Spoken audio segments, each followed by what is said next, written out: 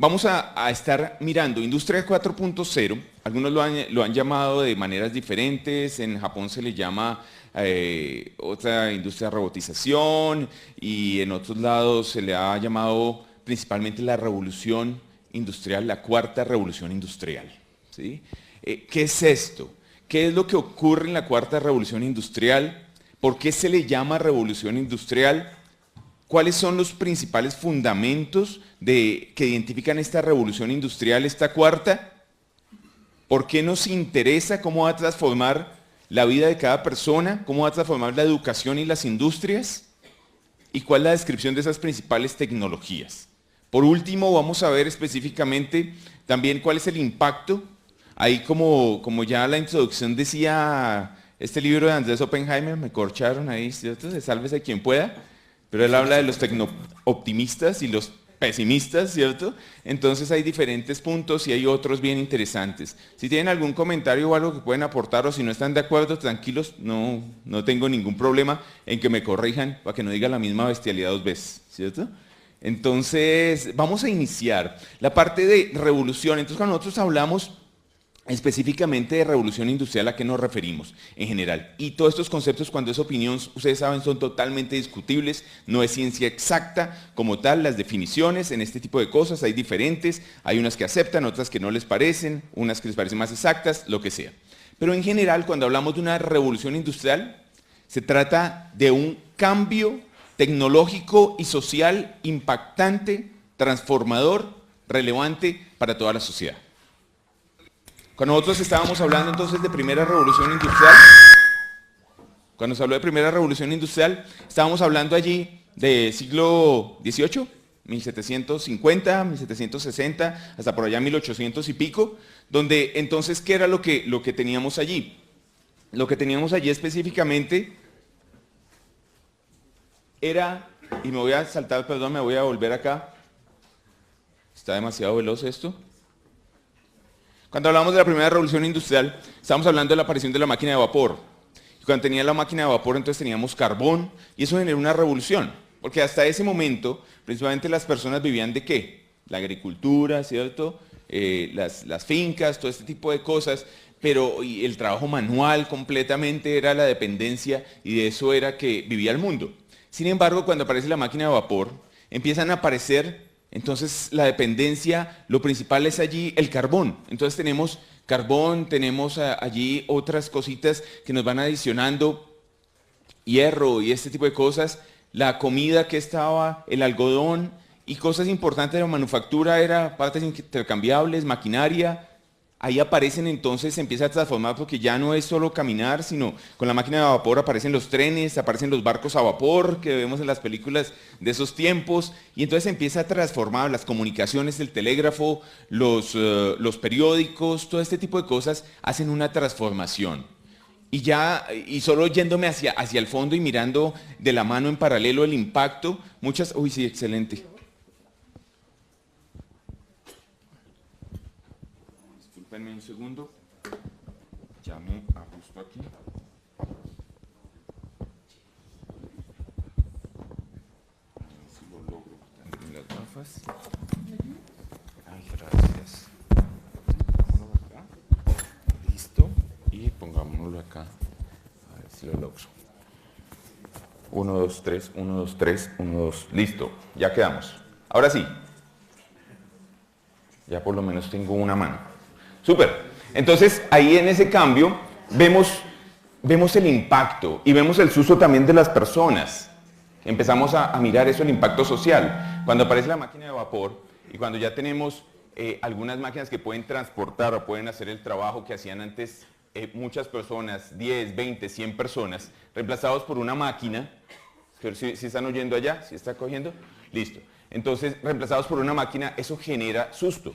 Genera cambios de los trabajos que existían en ese momento, genera nuevos trabajos. Y ahí viene un punto importante. Esta tecnología, aunque había mucho susto con la adopción, generó muchísimos trabajos, porque se necesitaban nuevas capacidades para manejar estas máquinas, se necesitaron nuevos perfiles de desarrollo y se generó un ámbito de educación mucho más grande. La segunda revolución industrial, ya cuando pasamos allá de 1850 a siglo XX, entonces ya está determinada por la electricidad, por el motor a combustión.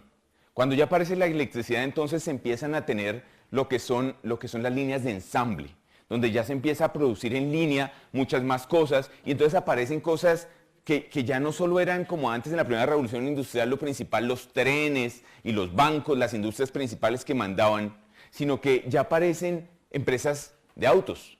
Aparece Ford, aparece General Motors, aparece AT&T, de lo cual se habla en el libro que se venía mencionando antes, donde ya las empresas de petróleo, Amoco, que todavía existe, ¿no? Estados Unidos y todo, empiezan a ser las que son principales y las que son realmente determinantes en esa sociedad, en la segunda revolución industrial. Cuando ya nos vamos a la tercera revolución industrial, estamos hablando ya siglo XX, de la entrada de la informática, la entrada de los computadores. Y se habla también, la tercera revolución industrial, si no me equivoco, también se le llama revolución, no solo tercera revolución industrial, sino revolución científico-tecnológica. ¿Por qué? Porque la tecnología empieza a tener un impacto gigantesco. La aparición de computadores también dio susto, van a reemplazar, van a cambiar personas, todo ese tipo de cosas. ¿En qué se vio? Se vio reemplazos que ya se están dando, como lo que se ha hablado, tecnología, empresas empiezan a hacer como Netflix, en cierta forma, que son basadas en tecnología y que como que están en el límite hacia la cuarta revolución, donde aparecen reemplazando a televisión normal, a alquileres de video. Sabemos de la muerte de Blockbuster, ¿cierto? Reemplazado específicamente por Netflix. Sabemos la aparición del iPhone, del teléfono celular, que pues cuando uno estudiaba en la universidad, la mayoría de los que estamos acá creo, pues no existía el teléfono celular, ¿cierto? Entonces nosotros vivíamos, estaba con teléfono con alambrito, y el que tenía teléfono en el carro, eso era los que traían importados espectaculares, que tenía tremenda consola en la mitad. Ahora para un joven, pues es lo más normal. ¿Qué tantos teléfonos fijos hay? Cada vez menos. ¿Qué tanto hay operadores de AT&T? En la parte de trabajo, y de nuevo yéndome por el paralelo del impacto social, se habla en el libro precisamente de Oppenheimer, si mal no recuerdo y me corrige el que se acuerde, de AT&T llegó a tener más o menos 750,000 empleados, ¿cierto? Y cuando decimos que se reemplaza por teléfonos celulares que no necesitan una operadora, que no necesitan, por favor comuníquenme con tal, está comunicado, ¿cierto? Pueden hablar, ¿cierto? ¿Algunos de ustedes vivieron eso? ¿Sí? Entonces, ese tipo de cosas de la operadora, ya cuando tenemos esos teléfonos celulares, dice Apple, ¿cuántos empleos ha generado a diferencia de lo que se generaba antes? Entonces dice, oiga, posiblemente 75,000 empleos. Entonces vamos de 750,000 empleados a 75,000 empleos. Entonces, wow, el impacto es importante. Pero en general, entonces, la tercera revolución industrial está marcada por eso: Internet, computadores, tecnología, donde ya tenemos la energía nuclear, tenemos silicon, tenemos corporaciones grandes, químicas, científicas, un avance gigantesco en la parte de educación, televisión, smartphones, internet de nuevo, lo que se viene mencionando, y aparecen otras compañías importantes como es Alphabet, como es Amazon, Apple, todo este tipo de cosas. Ahora caemos en lo que es la cuarta revolución industrial, ese cuarto cambio gigantesco que hay en la sociedad marcado por tecnología. Y ahora, así como allá era la máquina de vapor, luego la máquina de combustión, la electricidad y luego los computadores, este tipo de cosas, en la cuarta revolución estamos hablando de nuevas tecnologías, donde está marcado la base, el fundamento de todo esto, las tecnologías es cloud, es nanotecnología, es inteligencia artificial, es el Internet de las cosas. Eso es lo que está marcando la cuarta generación, blockchain. Y acá, a diferencia de las anteriores, ya lo que se toma como ese recurso natural que permite todo esto, no es ni el carbón, ni la electricidad, ni nada de eso, sino son los datos. Entonces el que tiene los datos tiene el poder. Y seguramente ustedes habrán escuchado noticias que vienen hablando, porque ya esa es la preocupación. ¿Quién tiene los datos? ¿Cómo los maneja? ¿Los entregó? ¿Los vendió? ¿Los compró? ¿Cómo los aseguró? ¿Dónde los guardó? Eso es lo que está mandando la cuarta revolución.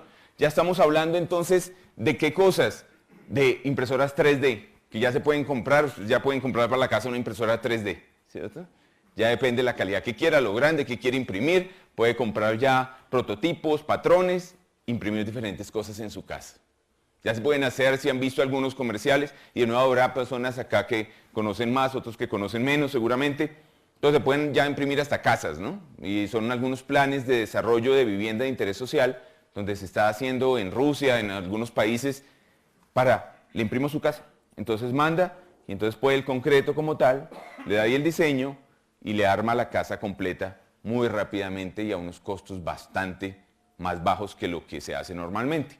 Hay otras cosas que seguramente, pero este tipo, otra cosa, que si la máquina, que si la trajeron, que lo que sea, pero el caso es que ya se está haciendo.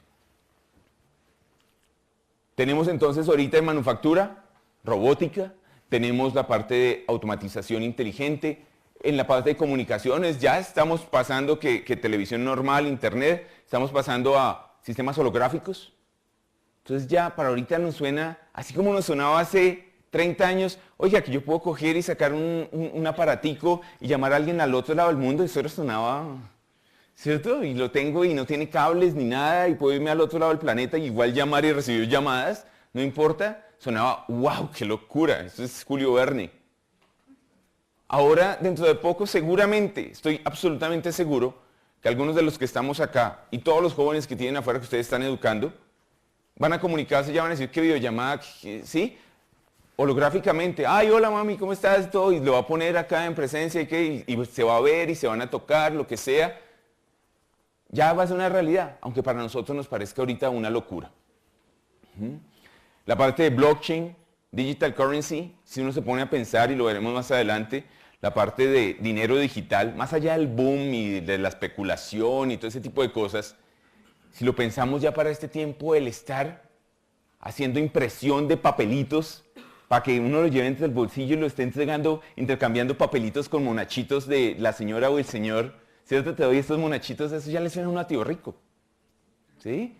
Porque ya transferencias bancarias y todo, como decía en su momento Bill Gates, las transferencias siguen siendo necesarias, pero los bancos no. Y el papel menos. Pónganse cuánto gasta un país en estar sacando en la imprenta papelitos. ¿Cierto? Son papelitos pintados. Eso es lo que es el dinero, ¿o no? Papelitos pintados para que usted confíe y que miren que sí la impresión fue hecha por X o Y gobierno para que me lo reciba. Pero realmente ya en este tiempo, eso se tiene que acabar. ¿Cuándo va a ser? Y ahí la crítica, y seguramente eso generará una discusión, no, pero eso falta, y la seguridad, y cómo lo vamos a manejar, hay muchas cosas. Pero igual cuando piensen en lo que era Internet, usted se imagina ahorita, usted, ¿cómo paga los servicios públicos? Y si necesita, ¿usted se va siempre hasta el banco? Muy poquitos, normalmente la mayoría de personas que ve pagando en el banco, mi mamá le encanta, ¿no? Entonces basta ya, y sí, señor, me vengo a pagar el recibo, y la cosa, y el sello que le ponga, ¿cierto? Que lo vea que le quedó bien, y la cosa, y le da la plata en efectivo, y le devuelve las moneditas, ¿cierto? No sé cuántos les gusta todavía eso acá. Pero la verdad es una pérdida de tiempo. Usted... Es el plan del pensionado, como dicen acá, ir y sentarse allá 4 horas, ¿cierto? A que lo atiendan, porque prefiere hacer eso que quedarse sentado en la casa. Esa es la realidad. Pero alguien que está ocupado y todo, ¿qué quiere hacer? Saca su celular y capaz que usted se acuerda ahorita durante la charla y dice, no pague el agua, ¿cierto? Y va a sacar ahorita el teléfono y va a coger y va de una vez antes que se la corten, ¿cierto? Usted se pone a pensar cuando está pagando, ¿por qué nodo se está conectando? ¿Qué tipo de seguridad de enmascaramiento está haciendo? ¿Cuántos saltos está dando su transacción? ¿En dónde está siendo almacenada? Y debería, la verdad debería. Porque se está transfiriendo plata. Y está entrando a su cuenta y está poniendo un password y todo ese tipo de cosas. Pero ya es algo tan común para nosotros que le ha dejado el problema a otros. Para que se encarguen de eso. Y usted dice, pues si el banco lo hace y se ha habilitado, pues seguramente tendrán su seguridad. Y usted lo hace. Igual ocurrirá con cosas que se vienen en el futuro. Hay un problema y es un reto, y me vuelvo para la parte de educación, diría yo. Y uno de los retos es lo que mencionaba este señor, fundador ahí de IBM, mencionaba algo importante. Dice, y ¿se acuerdan ustedes del ThinkPad, cierto? Y ThinkVision y todo que era de IBM. ¿Por qué se llamaba así? Era porque este señor, Thomas J. Watson, mencionaba algo, dice que todos los problemas del mundo pudieran ser fácilmente solucionados o manejados si la gente hiciera algo, si los hombres hicieran algo. Pensar. ¿Sí? Y esa es el pedazo de la frase más conocida. Pero una segunda parte de lo que él mencionó, y fue esta. El problema radica en que los hombres muy frecuentemente recurren a todo tipo de dispositivos. ¿Para qué? Para no pensar. Porque pensar es tan difícil. Y lo ve uno, estoy absolutamente seguro que ustedes lo ven como educadores. Si ustedes están por ahí, bueno, por favor, entonces, tal cosa, hagamos esto. 15 por 4. Y más de uno saca la calculadora. Póngale la firma. Póngale la firma que 15 por 4 y van a mirar. Se dice, oiga, pero pila, 60. No, pero para verificar. ¿Sí o no? Para verificar. ¿Sí o no? Para estar seguros, entonces mejor lo hacemos en la calculadora. Porque es que pensar es como tan difícil. Ese es un reto gigantesco para la educación. Cada vez más los educadores están llamados no a entregar el conocimiento. Eso es una diferencia gigante entre el educador de antes y el educador de ahora. No digo ni siquiera del futuro, de ahora. ¿Por qué? Porque ustedes tienen un reto absolutamente gigantesco y todos los que yo mismo parado acá. Porque cualquier babosada que digo, capaz que dicen, no, eso yo lo vi en internet, yo ya lo vi. ¿Sí? Y cuando están enseñando ustedes algo, hubo algún curioso que se adelantó a lo que usted iba a explicar y ya adquirió más conocimiento que usted. Vio más cosas. Vio un avance que se encontró ayer y que usted no lo alcanzó a ver porque estaba calificando exámenes. ¿Sí? Pero él lo vio que salió ayer y dice, profesor, disculpe, pero es que ahora hay una nueva investigación que viene hablando de que eso no es así porque esto y el otro. Yo lo vi en internet ayer y es de una fuente buena.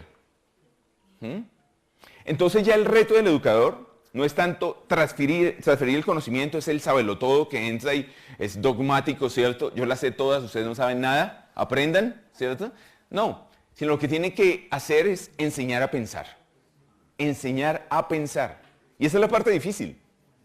Enseñar a razonar, enseñar a encontrar cosas, a ser perceptivo, a ser intuitivo, a ser creativo. Ese tipo de cosas que no la van a encontrar en internet. No va a encontrar ese desarrollo específicamente. Y son habilidades humanas, y ahí voy yéndome por el otro lado, que es lo que nos interesa, y el reto en Industria 4.0, habilidades humanas que por ahora están lejos de las máquinas. Y es esa creatividad, esa intuición, ese tipo de cosas que nos hace humanos. Y como educadores se necesita eso. Yo no me las sé todas. Quiero ayudarlo a que tenga unos lineamientos, que sepa cómo pensar, que sepa cómo buscar y cómo asimilar toda esa información que ya la tiene afuera. Eso es lo que queremos hacer. Cuando nos vamos entonces acá en Industria 4.0 de nuevo,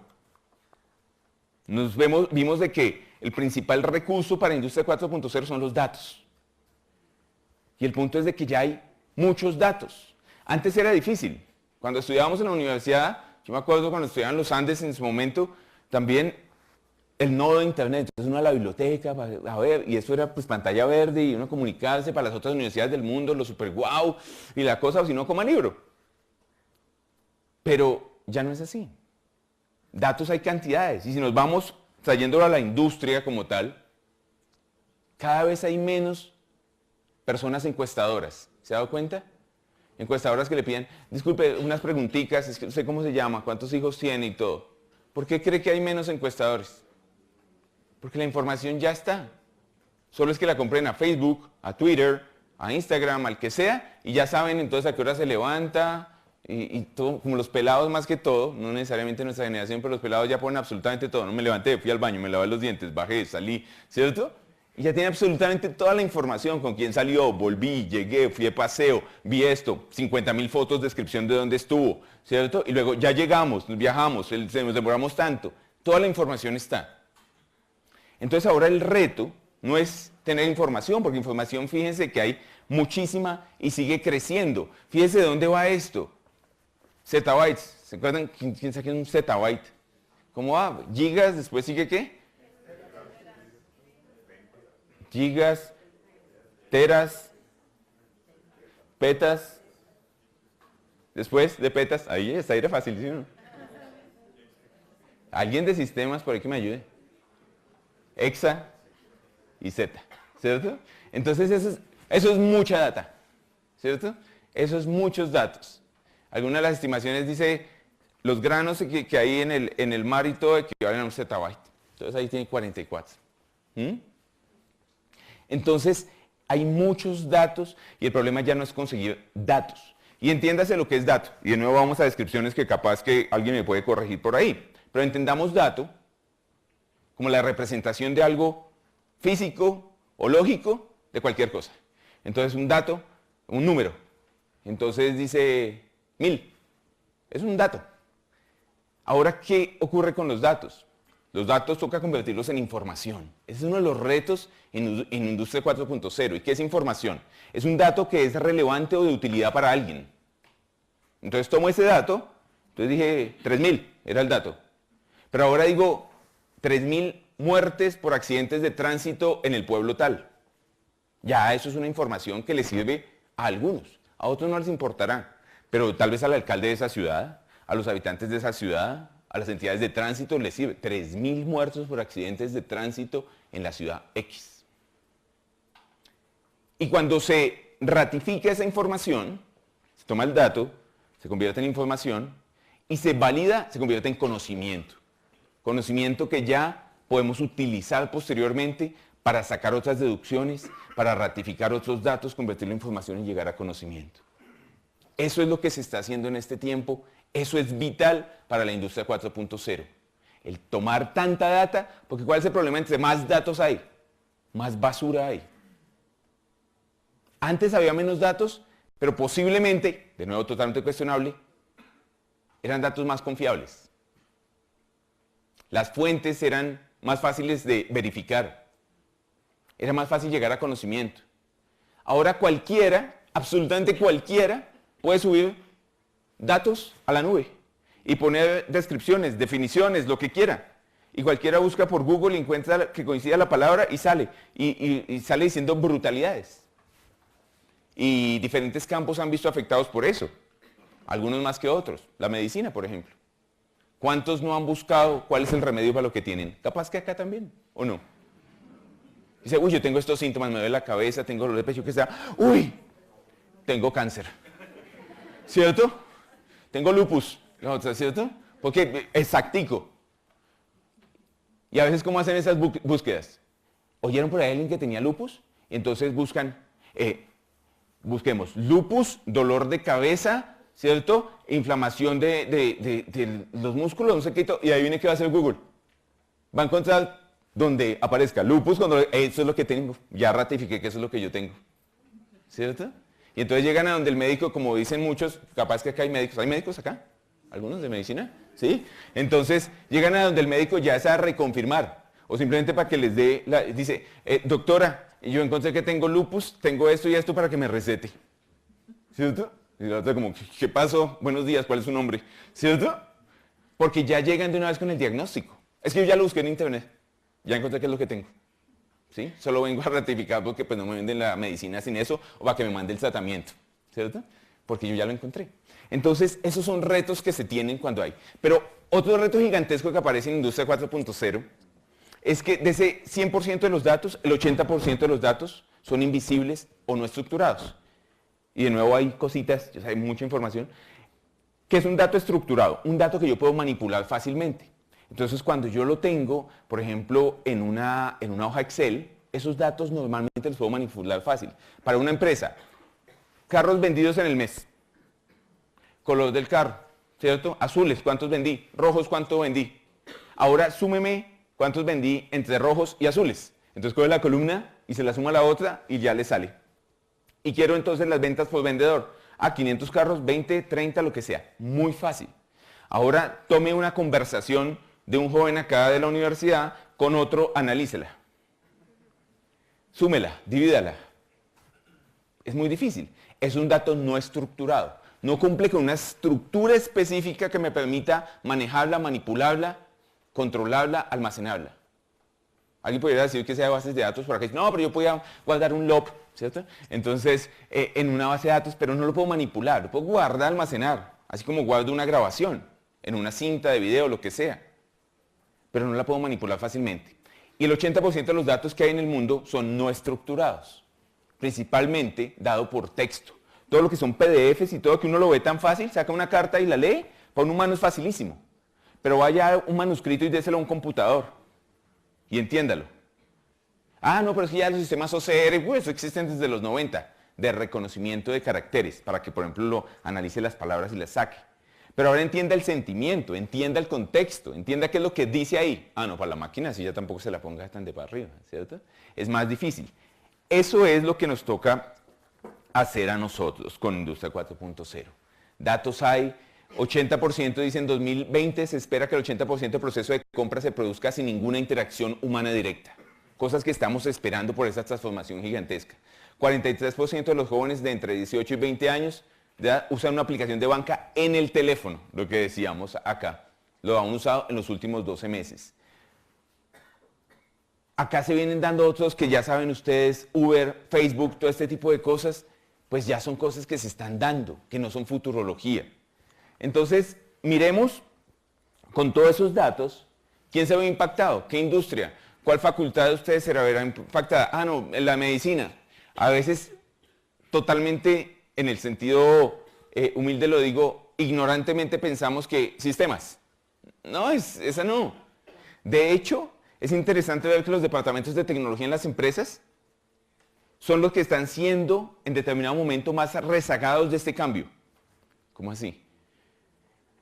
A medida que se está avanzando en este tipo de tecnologías que vamos a ver ahorita y vamos a describir, las líneas de negocio o las empresas o los profesionales directos ya no están dependiendo de las unidades de IT o de sistemas para que, por favor, ¿será que me puede instalar la máquina y me puede instalar y todo? Porque ellos son los que saben.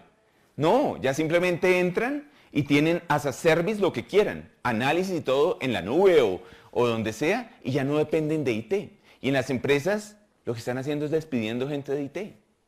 Inicialmente por los outsourcing, porque daba outsourcing a otros, y ahora porque ya no necesito, ¿y para qué quiero pagarle a un tipo que esté allá instalando máquinas? ¿Para qué máquinas? Y para que instale programas y que software y todo, no, para eso está Internet. Menos mal no está el director de tecnología en esta sala. ¿Cierto? Entonces tienen que volverse relevantes y tienen que mirar cómo cambian. Entonces, todas las industrias están siendo afectadas. Cualquier industria que usted mencione, la que quiera, le aseguro. No, pero es que es gastronomía. No importa, también está siendo afectada completamente.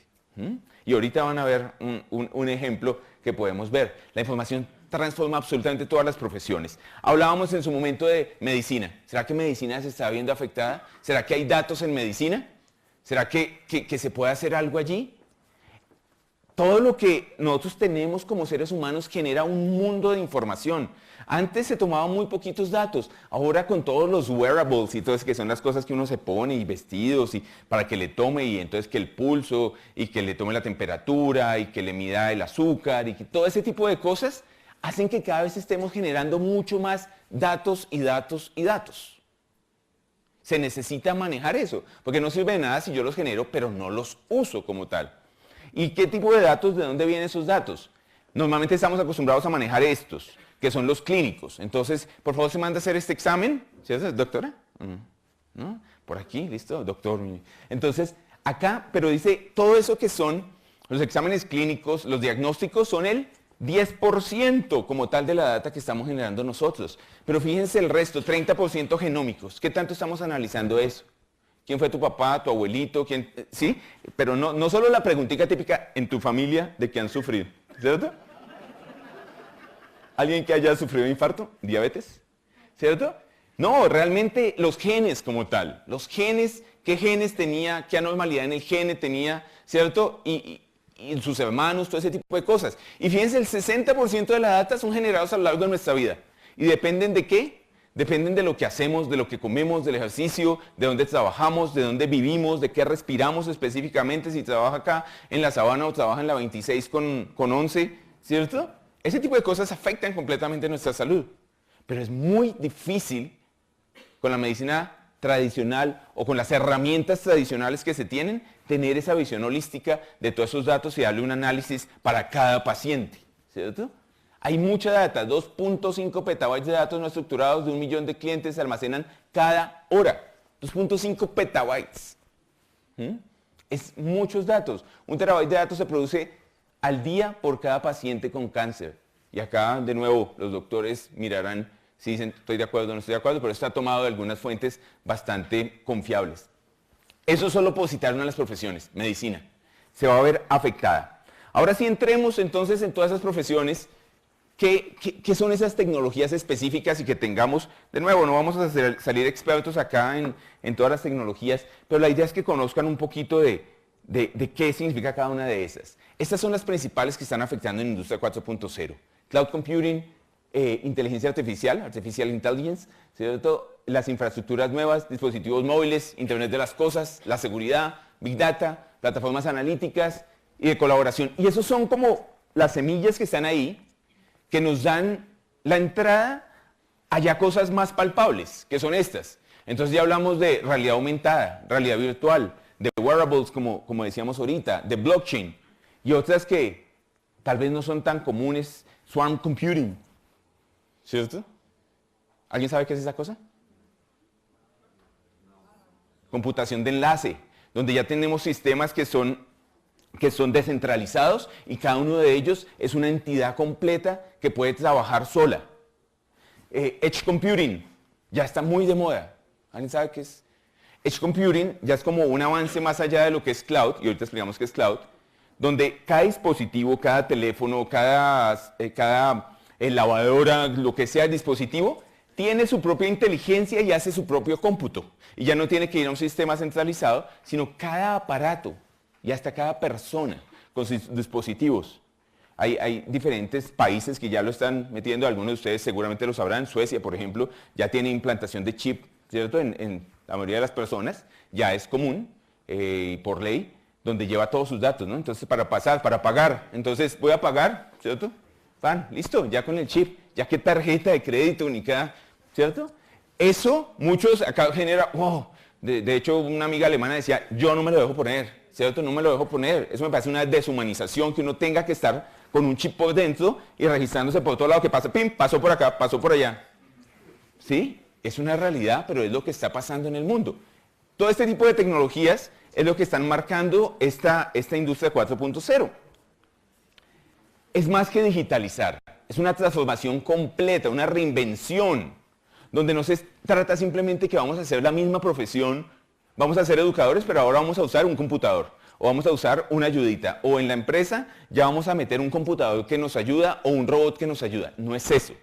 Es realmente una reinvención donde los procesos, las profesiones como tal, valga la redundancia de nuevo, se reinventan, se vuelven y se repiensan. ¿Cuál es el propósito de esa profesión? Y eso es clave para ustedes, porque cuando salgan los estudiantes que están entrando y que están ahorita en primeros semestres, esto va a ser una realidad completa para ustedes.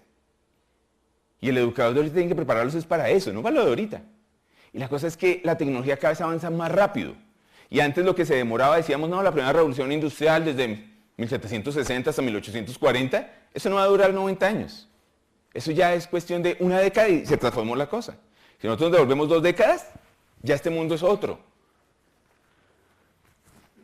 Primero, la nube. Todos hablamos de la nube y eso en cloud y todo. ¿Alguien sabe qué es el cuento de cloud? ¿Quién lo escribe rápido? 10 segundos. ¿Quién se anima? En la nube. Todo está en la nube. ¿Cómo? ¿Quién dijo allá en la información qué? En la nube. ¿Ya para qué máquinas? Todo está en la nube. ¿Cierto? Entonces, a veces, esa es una descripción que queremos. De nuevo, uno queda perdido porque le dicen, no, tranquilo que está en la nube. Entonces ya no necesitan máquinas, ¿cierto? ¿Para qué máquinas si todo está en la nube? Entonces como si las cosas realmente vivieran en el aire. Y los datos ya no necesitamos máquinas, sino todo vive en el aire.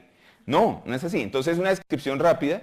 La nube simplemente consiste en tener centros de cómputo gigantescos que den servicio informático de almacenamiento, de capacidad de procesamiento, de servicios de software y todo, desde allá.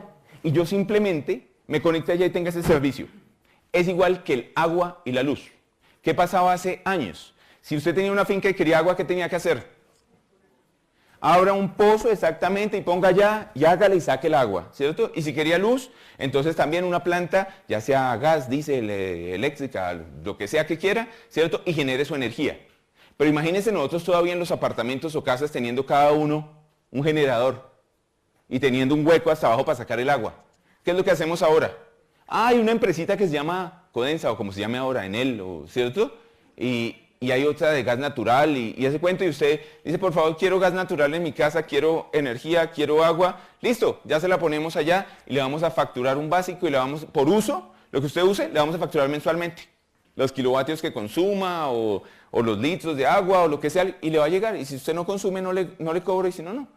Esto es exactamente lo mismo. Quiere decir que ya no existen, entonces, de donde se saca el agua, ya no existen generadores. Sí existen, lo que pasa es que son gigantescos, están allá en un sitio específico y yo me conecto allá. Existen las redes, esto es exactamente lo mismo. Cloud consiste en tener esos centros de cómputo gigantescos que están en Brasil, en Estados Unidos, en Colombia, en donde sea, de empresas muy grandes, como puede ser IBM, ¿cierto?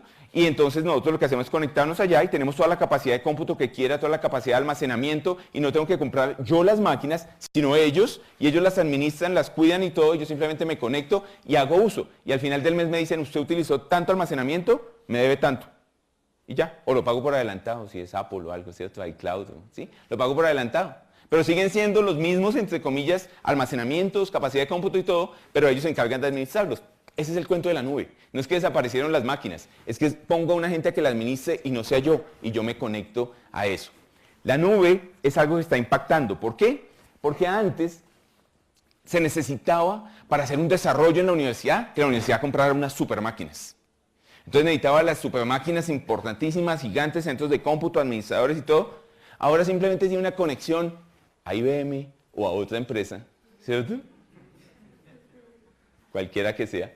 Entonces, dígala, a ver, están macho, ¿cierto? Entonces, puede ser alguna otra. Entonces, se conecta.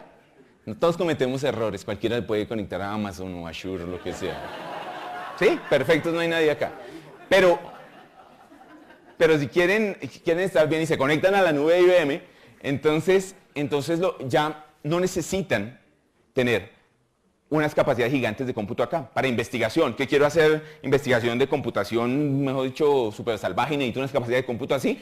Pues listo, páguelas. Y a veces hasta para las universidades es gratis ahora. Eso es lo que ha generado también emprendimiento gigantesco, porque ya no tienen las limitaciones de que la persona necesita tener el supercomputador, el acceso para poder hacer desarrollos. Ya no se necesita eso. Eso es el cuento de nube. Ahora cuando nosotros nos vamos a inteligencia artificial, dijimos que era otro.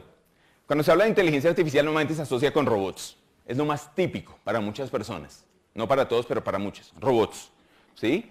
Pero inteligencia artificial, y de nuevo es una definición totalmente rebatible, es la parte de las ciencias de la computación que busca imitar al ser humano. Es una definición de inteligencia artificial. Una. ¿Listo? La parte de las ciencias de la computación que intentan imitar al ser humano. Lo que pasa es que una de las más atractivas es intentar imitarlo en cómo se mueve, ¿cierto? Cómo coge las cosas, ese tipo de cosas que tiene que ver con robótica. Pero no es la única. Lo que pasa es que es muy llamativa. Y como les decía, eso está afectando a todos. Y si no, miren el siguiente video. ¿A quién le gusta cocinar acá? Pues espero que les guste, ¿no? Es de gastronomía, porque si no estamos fregados. Y allí también. ¿Y quiénes no les gusta? Mire, el que no le guste, miren este videito.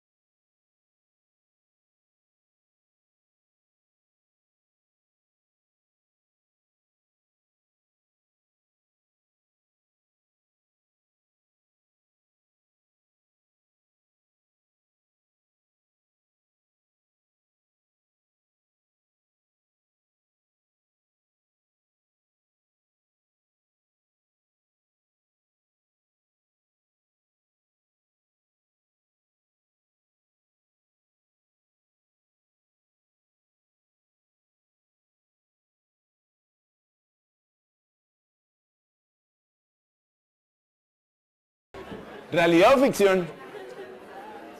Realidad, ahorita de hecho si saben esta semana están en Las Vegas de nuevo con el CES, con el cuento este de Customer, ¿cierto? Los avances tecnológicos y todo, y allá está Molly. Molly. Y entonces, ¿qué hace ahí? Le enseña, aprende las recetas, ¿cierto? Entonces pueden decirle acá a los chefs que por favor le enseñe una buena receta y todo, porque mi novia cocina pésimo y todo, se la manda y él la aprende y simplemente lo hace. Puede hacer hasta 4 platos a la vez. idéntico, ¿cierto? Y se lo decora y todo. Y si alguien está preguntando, ¿y los platos? Debajo de esa parte negra estaba el lavaplatos. Se levanta, mete los platos, los lava y los vuelve y los guarda. Frescos. No se preocupen por eso. ¿Listo? Si estaban preocupados. Y ya la pueden comprar, ¿cierto? Ya el que tenga la plata, listo, lo que sea. Pero es una realidad de que ya. Y capaz que cuando estemos dentro de 20 años, eso va a ser lo más común cuando seamos abuelitos y todo llegue, uy, eso tan chévere, ¿cierto? Hace todo, cocina y hace y lava los platos. Dice, sí, es que uno no tengo tiempo para ponerme a cocinar y eso, ¿no? ¿Qué quiere? Meta ahí, escoja la receta y Molly se la hace. ¿Cierto? Entonces, huevos pericos le queda muy fácil hacerlos. Muy bien. Pero más allá de la parte de inteligencia artificial robótica, de movimiento, de este tipo de cosas, está imitar al ser humano. ¿Se acuerda la definición de inteligencia artificial? Imitar al ser humano. Pero ¿qué tal si lo imitamos en su forma de pensar? Y eso es lo que llamamos la parte cognitiva, computación cognitiva. Cuando intentamos imitar al ser humano en la forma como razona. Y esos son los sistemas cognitivos. ¿Entienden cómo? Entienden igual que el ser humano. Cómo nosotros nos comunicamos con nuestro entorno a través de la voz, lo que les estoy diciendo, de la vista, lo que están viendo, del oído, del olfato. Entonces estos sistemas son capaces de hacer eso.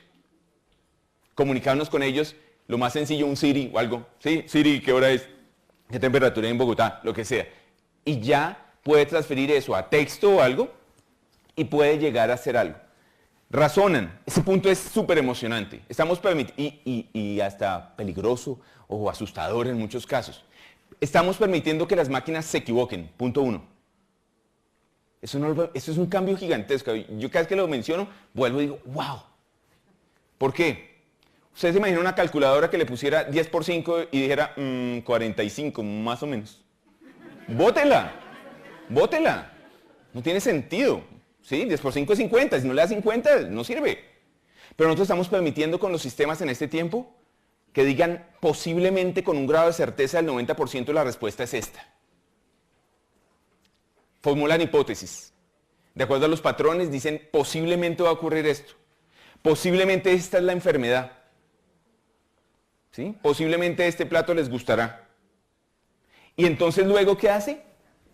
Recibe información, entonces hay sistemas supervisados, no supervisados, reforzados, ¿cierto? Y entonces aprenden. Y la próxima vez que le pregunta dice, ya, con 100% de certeza es eso. Eso hacemos los seres humanos. Si yo le pregunto a algunos, ¿dónde queda un Carulla?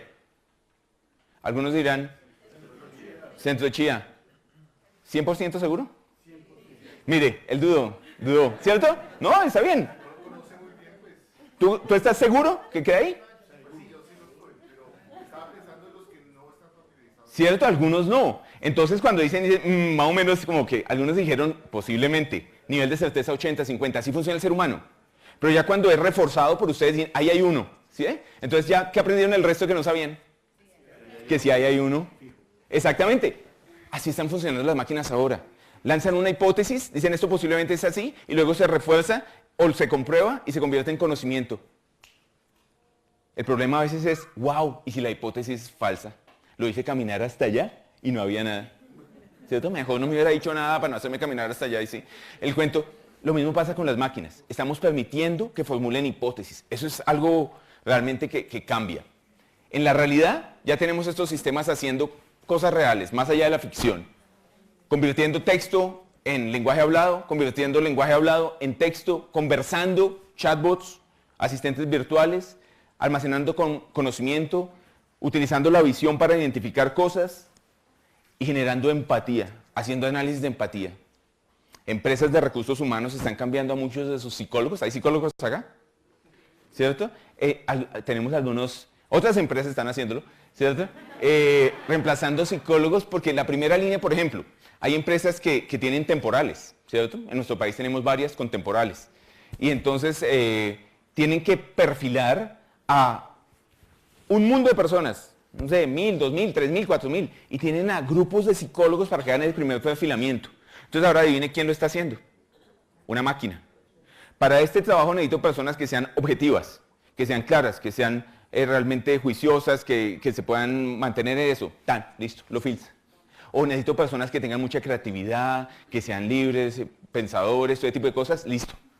Y entonces ya pasa a un segundo nivel para el análisis. Pero ese primero, no pierdan el tiempo con eso. Y muchas empresas a nivel mundial están haciendo ese tipo de cosas. Análisis emocionales, de personalidad, para poder emplear a sus nuevos empleados. IoT, el Internet de las Cosas, ¿en qué consiste? Consiste en que cada vez más todas las cosas tienen sensores, generan información y se comunican con otras. Ya no solo están instrumentadas, sino están interconectadas, ¿sí? Instrumentado, ya está todo instrumentado en este momento. Como les decía, las personas allí en Suecia, ¿cierto? Con esto. Ahora, si usted lleva al perro a la veterinaria, no le preguntan si ya le puso la vacuna, sino si ya le puso el chip. ¿Sí o no? ¿Ya le puso el chip al perro? Imagínense hace 20 años, ya le puso el chip al perro. No tiene sentido. Ya está instrumentado. Ahora la idea es que estos datos que genera se interconecten con otros. Entonces ya sabe qué perros hay en el vecindario y todo, sí, la raza y todo. Y entonces envían información. Los robots lo están haciendo, se comunican unos con otros y la idea es que todo esté intercomunicado. El tráfico, cuando tengamos ya la realidad de carros autónomos en algunos países, sabe exactamente dónde está sabe a qué velocidad va, sabe la capacidad de frenado, sabe cuál peso tiene, todo eso para que pueda saber si pasa o no pasa. Cuando nosotros vamos más allá, ustedes piden, seguramente más de uno pedirá acá Uber o afuera Lyft o lo que sea, o ¿cómo se llama? Pick-up ahora la moto, yo no sé si están pidiendo pick-up, ¿cierto? Para venirse en moto acá está chía, ¿sí? Y que está teniendo una buena acogida, ¿no? Ese sistema, si usted no lo ha oído, pide una moto y corre para ir al centro, la locura. Pero bueno, pero a veces ni eso sirve. Entonces, ¿por qué no pide más bien un avión? Dice, está en el centro, usted vive por allá en las Américas o algo y viene Bachía tarde acá, ¿cierto? Dice, no, y ahí hay espacio, hay un verde bueno, pídase un avión más bien de una que venga.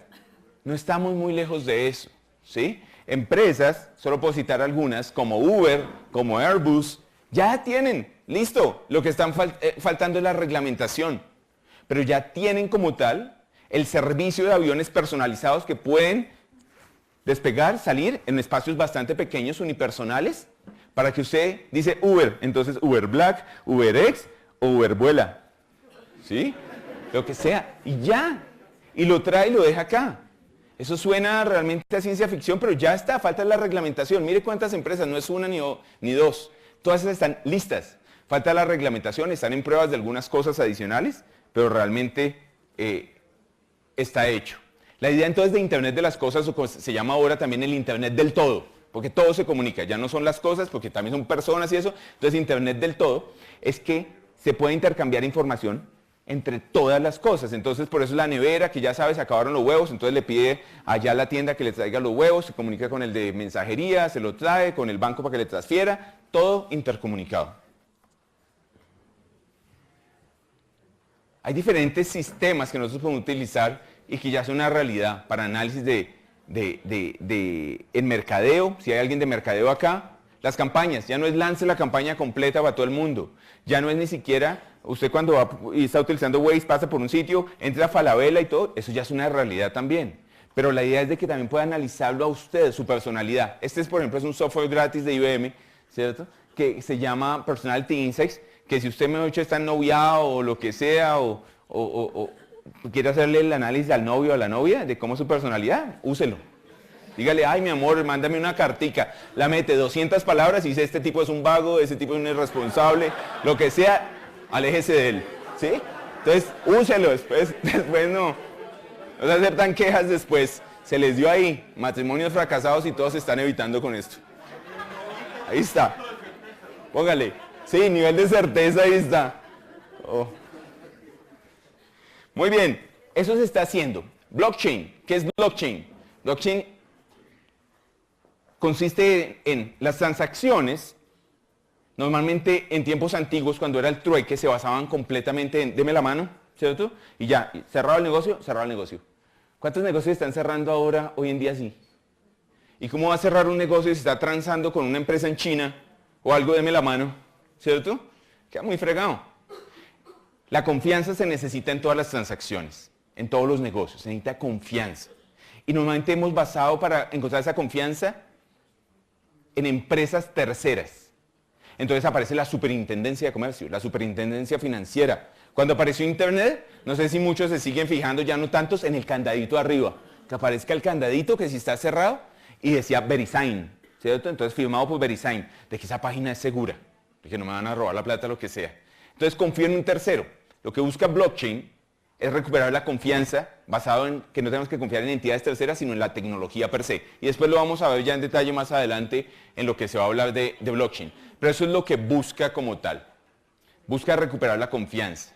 Busca de que todo lo que se escriba, en lugar de tener repositorios por todo lado de bases de datos que pueden tener información dispersa y diferente, todo esté centralizado en una sola página, en un solo ledger, registro contable, lo que sea, que es una única verdad, que todos tienen consenso que es esa y que no hay otra. Entonces, eso es lo que está buscando blockchain y está ayudando en diferentes empresas a que a reducir tiempo, porque se hacen las transacciones más rápidas. Es increíble que una transferencia bancaria todavía en algunos casos, si usted manda plata a otro país, se demore 4 días, 5 días, en este tiempo. Si usted dice todo se hace por internet, ¿cómo es que puede? Si yo puedo pagar la luz y queda inmediatamente aprobado y ya quedó pago, y va a mandar $1000 a Estados Unidos y puede ser 5 días, 6 días, disculpe, es que mi hermano no ha recibido la transferencia, ¿qué habrá pasado? ¿Cierto? No, es que el banco intermediario en Nueva York era el otro y todo, dígale que vaya y que... No, es una jartera. Eso debería ser inmediato. Blockchain nos ayuda a eso. Mitiga riesgos, que se perdió la plata, que lo que sea. Crean nuevos modelos de negocio. Eso es lo que está buscando blockchain.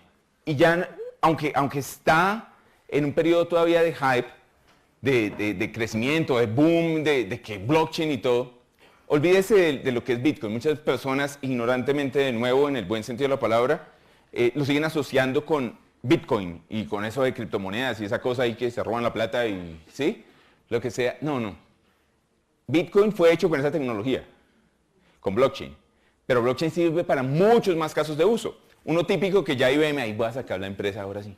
¿Cierto? Entonces, IBM está trabajando, pero lo traigo más porque es emblemático y no para darle tanta promoción a la empresa. Estamos trabajando con Walmart, es el seguimiento. Alguien trabaja acá en logística, ¿cierto? Enseña, método, lo que sea. Entonces, la parte de logística, entonces el seguimiento, ¿de dónde viene la comida que yo tengo? Me dicen que es orgánico, ¿cierto?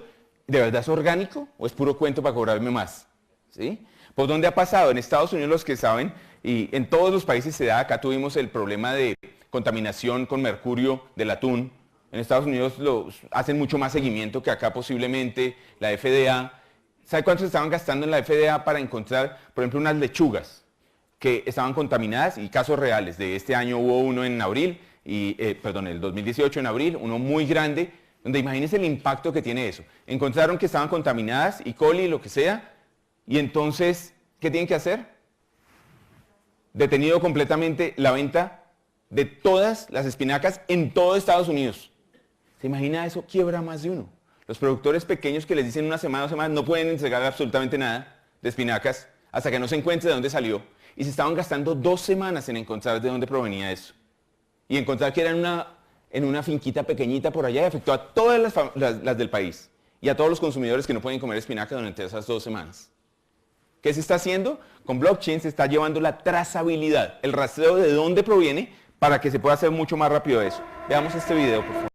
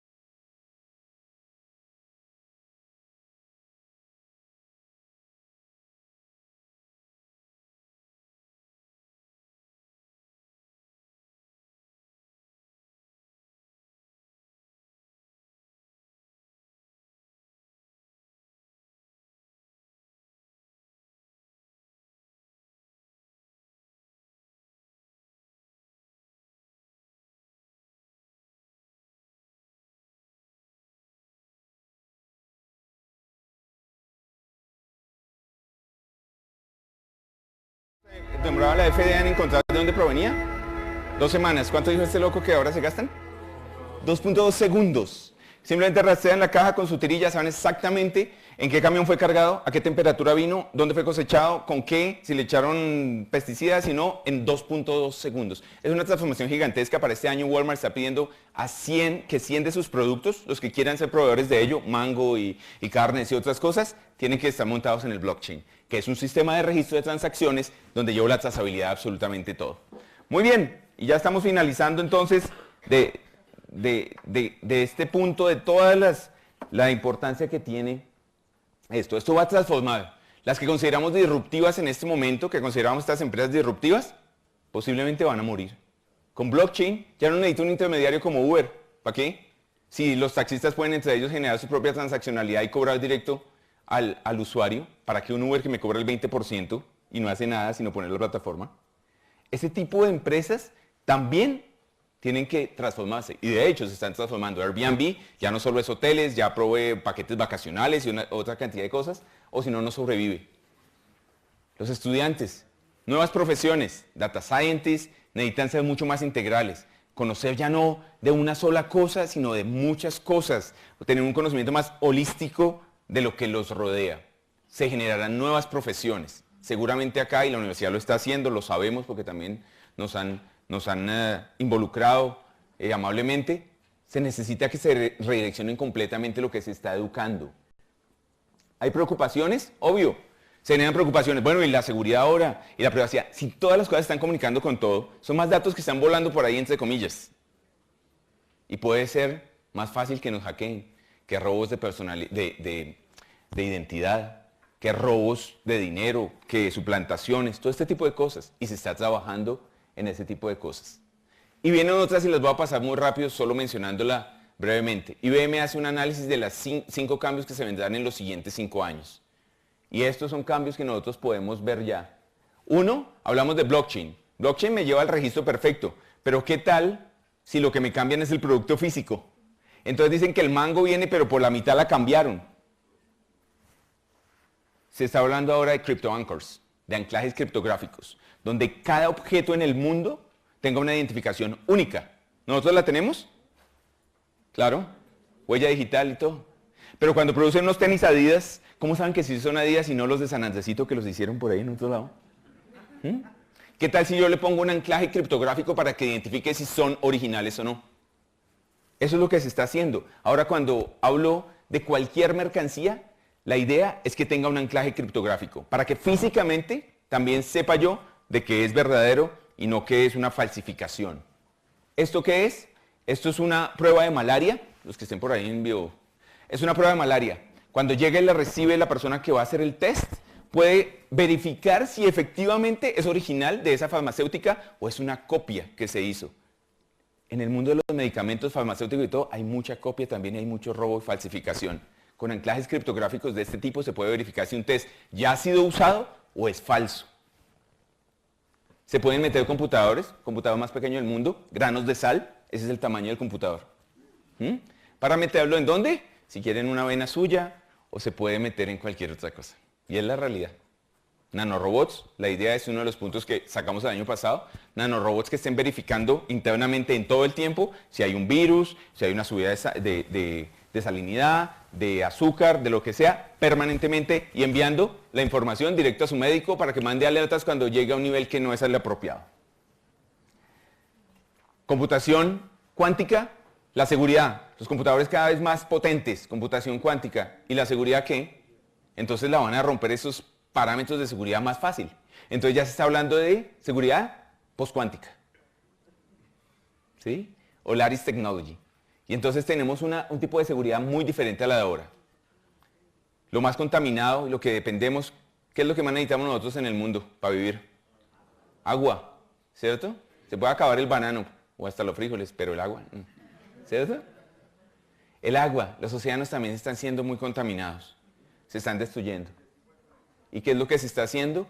En particular IBM está haciendo un análisis donde se verifica el plancton. Y cómo se mueve el plancton determina dónde el océano está siendo más contaminado. Y entonces se están haciendo verificaciones para que nuestro futuro sea un poco más promisorio con este tipo de cosas. Esto es un análisis específico de cómo se está moviendo por medio de ponerles específicamente sensores al plancton microscópico. La inteligencia artificial, muy interesante, pero se alimenta de los datos que usted le enseñe y que le enseñemos todos. Si le enseñan que la cura para el cáncer es el noni, va a repetir y para todos le va a recetar noni. ¿Cierto? Entonces depende de qué le estoy enseñando, lo que él va a repetir. Y no queremos tampoco que tenga bias, como dice ahí, o prejuicios, ese tipo de cosas, desviaciones, donde va a generar subsidios, pero le da más a los blancos que a los negros, o le da más a los latinos, o le da lo que sea. Esas desviaciones, prejuicios se le pueden transmitir a las máquinas. Entonces lo que se está trabajando muchísimo es en evitar eso. ¿Cómo hacemos que las máquinas no tengan prejuicios? Y por último, lo que les decía, la parte de Quantum Technology. Es una forma totalmente diferente a lo que nosotros conocemos. Lo que es la computación tradicional, sabemos que se guía por ceros y unos en general. ¿Sí? Ceros y unos, está encendido o está apagado. Con Quantum Technology lo que se busca es romper ese paradigma. Ahora una cosa puede estar encendida pero apagada a la vez. No tener un estado, sino 2 estados o 3 estados. Y tener una sobreposición que se llama ahí en ese tipo de cosas. Quantum Technology lo que permite es que se analicen cosas que hasta el momento algunos problemas, por ejemplo médicos, de genómica o lo que sea, se pudiera gastar, se estima 200 años con este tipo de computación, debido a que tiene muchos estados y puede analizar varias variables a la vez en cuestión de minutos, cosas que se gastarían años en este momento. Entonces eso va a hacer que se transforme realmente la velocidad con que se van a tener nuevos descubrimientos y nuevos avances tecnológicos. Eso es lo que estamos logrando con Quantum Technology. IBM, Google y otros están trabajando en tener este tipo de cosas. Finalmente, ya para cerrar y no aburrirlos más, dice la mayoría de nosotros, ¿alguien conoce a Stephen Covey? Buen escritor, ¿se acuerdan? 7 hábitos de personas altamente eficientes, el 8º hábito, ¿cierto? Para familias, todos esos. A mí me gusta mucho ese escritor. Dice, la mayoría de nosotros escucha con la intención no de entender, sino de ¿qué? De replicar, de por qué no se puede. No, es que eso todavía falta mucho, es que eso no aplica, eso es para Europa, lo que sea. Realmente, todo esto ya está en camino. El teléfono celular pensaban que era una utopía. Los carros autónomos, que era una utopía. Ir a Marte, que era una utopía. Todo ese tipo de cosas se pensaban que eso no se podía y eso no iba a llegar. Más rápido de lo que nosotros pensamos están acá. Entonces, cuando pensemos en todo lo que es la cuarta revolución y los cambios que está haciendo, pensemos que no es el futuro, es la realidad y ustedes tienen la responsabilidad de preparar a todos esos hombres, jóvenes y niños para que realmente sepan afrontar este futuro. Muchas gracias por el tiempo que me dieron.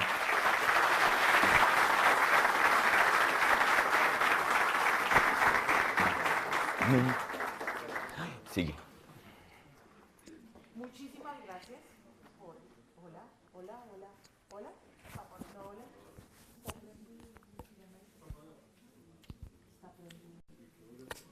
Que está prendido. Mira esto. Hola, hola. Hola. Ya está encendido. No, ya la voy a apagar. No sé si tengan alguna inquietud para Jorge. Un par de inquietudes. ¿Todo clarísimo? Vale, allí. No mencionó mucho la parte social. ¿Dónde?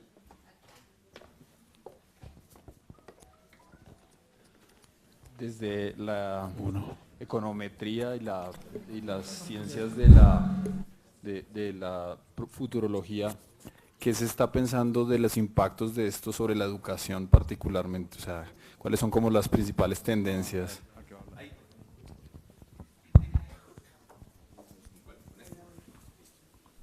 Hay diferentes puntos. Hola.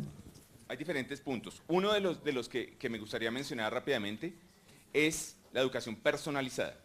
Algo que se está trabajando es que cada vez que ustedes tienen alumnos, ustedes seguramente me corregirán en eso, no sé, tienen un curso de 20, 15, 30, cada joven es diferente, cada joven aprende diferente.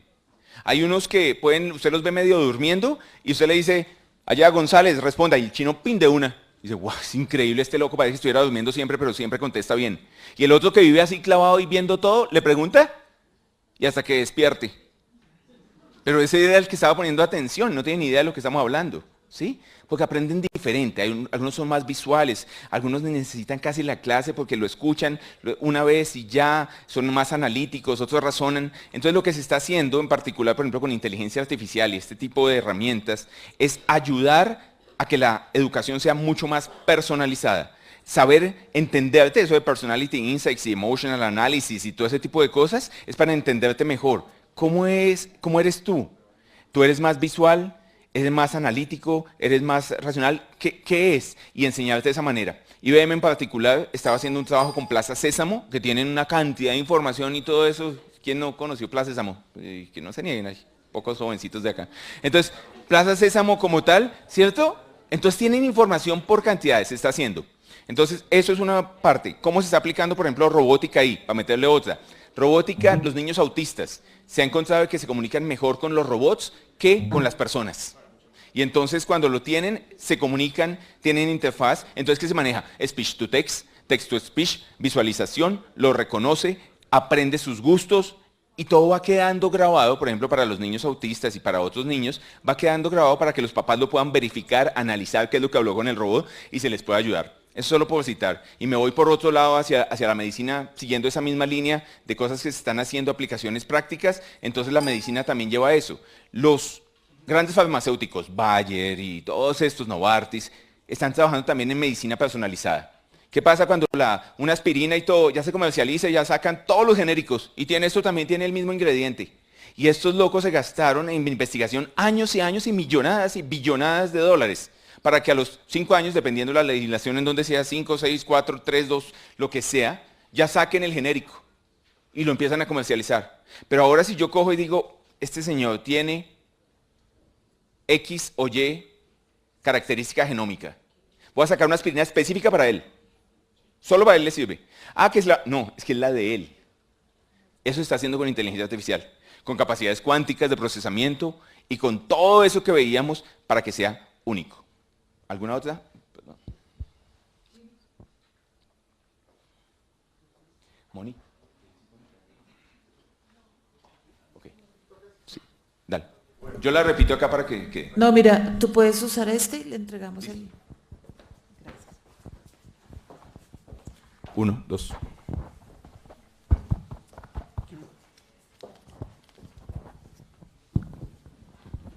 Bueno, buenos días, Edgardo Cuello, docente de Fórum de Prospectiva Estratégica. Entonces, ya se hablan de estos avances, pero inclusive la Big Data, blockchain, todo esto ya es presente, como dice el profesor Drucker, ¿no? El futuro que ya pasó, ya esto es una realidad. Ya usted nos mostró las 5 potencialmente efectivas para los próximos 5, 10, 15 años.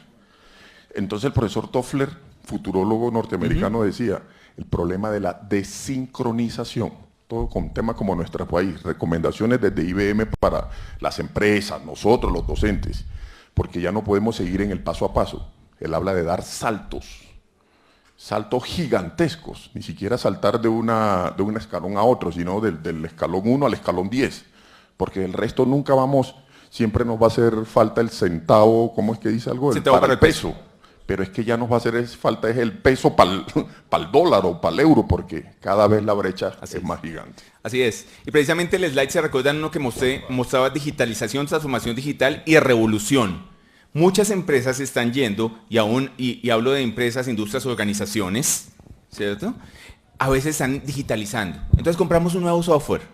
Y ya el proceso de transformación digital entonces consiste en que en una división, una facultad, se integran o se modifican procesos. Entonces se toma el mismo proceso, la misma visión que tenía antes y le meten tecnología. Eso ya no funciona. Esa es la transformación digital de que se habla tanto. Ya no funciona. Porque lo que necesita es reinventarlo. Tiene que volver a repensar el proceso completo. Tiene que volver a pensar la carrera completa. Tiene que pensar qué necesita el ingeniero de sistemas de ahora, el abogado de ahora. Ya Watson como tal, que es nuestro sistema cognitivo, Watson puede tomar y analizar todos los precedentes, ya no que la biblioteca, ¿sí? Paper Chase, ¿alguno lo vio alguna vez? ¿Cierto? Sí. Entonces, analiza ya comiendo libros, lo que sea, ¿cierto? Buscando, no, ya caso tal, lo encontró después de mucho buscar en el... No, ya la máquina lo puede hacer, y lo hace en segundos. Tiene que mirar. Ya puede hacer, si buscan, IBM tiene otro software que está presentando ahorita, que es debater, para hacer debates y todo ese tipo de cosas, puede hacer argumentación ya. Puede ser la defensa. En el libro que hablábamos de Sálvese quien pueda, habla de precisamente cambio para los abogados, para los periodistas. Ya se menciona como en Washington Post y esto, ya hay muchos artículos que lo están generando ya las máquinas directamente sin necesidad de periodista. Entonces hay que repensar completamente, no adicionarle ahí pañitos de agua tibia para ver cómo hacemos la transformación. ¿Listo? ¿Alguna otra? Allá atrás.